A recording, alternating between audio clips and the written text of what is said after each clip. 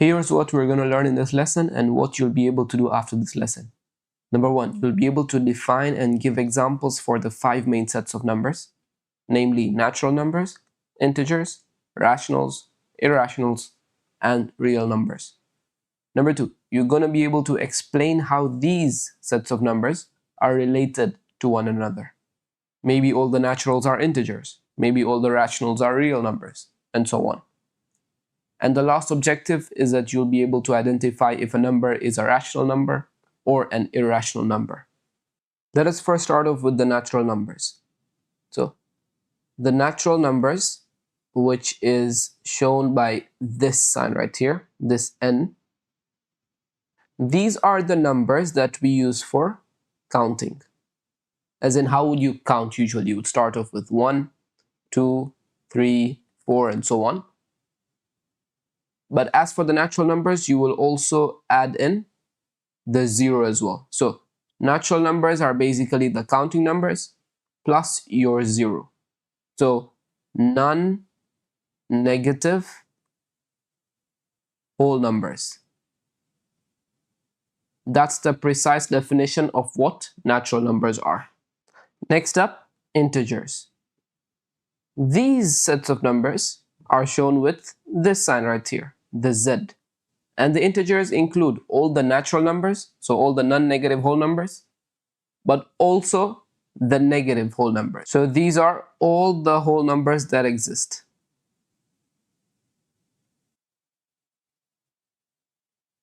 No matter whether positive or negative, all the whole numbers are integers. So we get our first relation here, that all the natural numbers are integers. Let's move on to rational numbers next. So rational numbers, and the set of rational numbers is shown by this sign right here, the Q. You don't need to know these letters that represent those sets of numbers, but it's just additional info that might interest you. Rational numbers are any numbers that can be written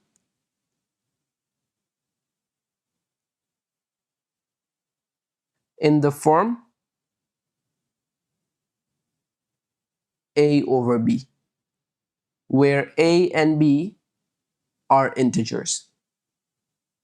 So if there is a number that can be written in the form a over b, where both a and b are integers, then that number is a rational number.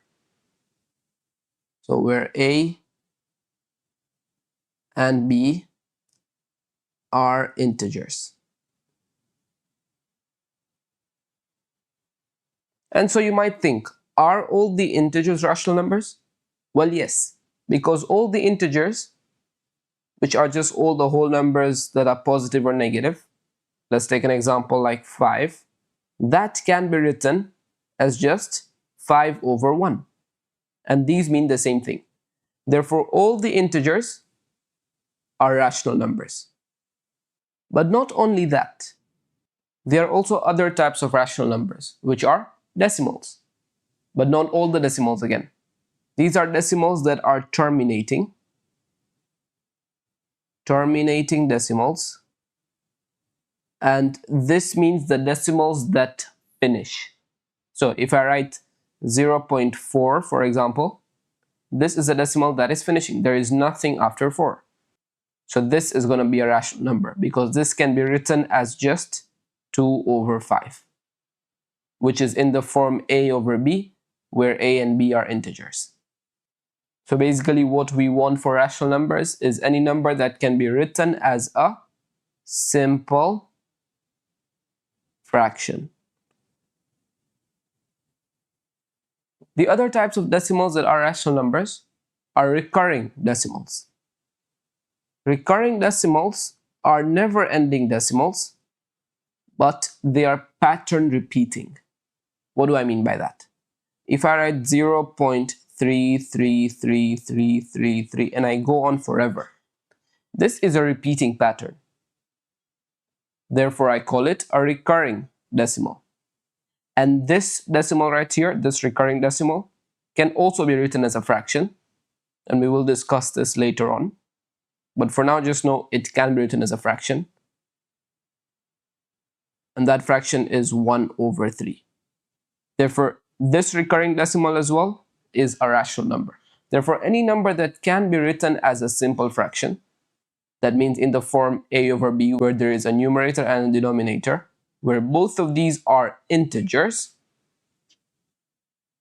that is going to be a rational number.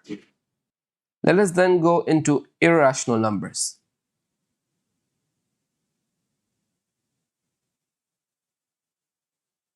And irrational numbers don't have a specific letter that represents them. So we'll just go straight into explaining it. Irrational numbers are any numbers that are not rational numbers, quite simply. So, not rational.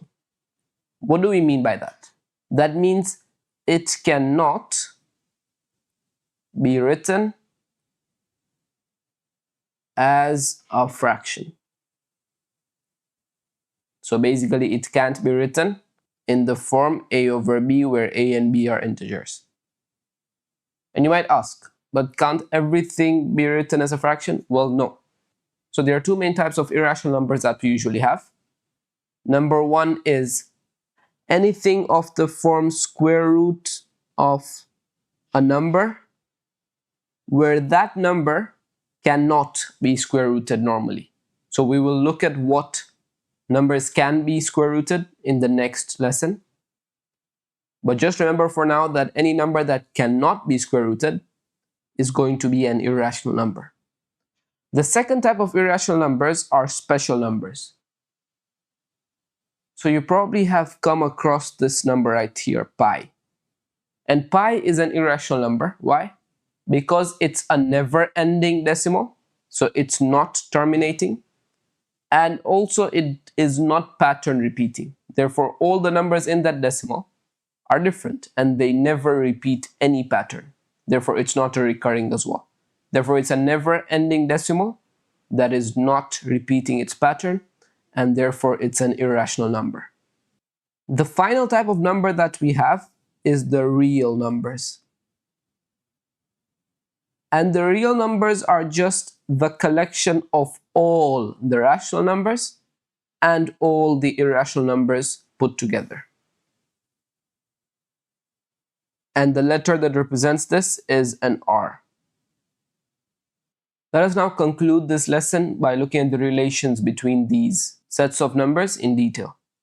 So at first we have our natural numbers, which are all included in integers,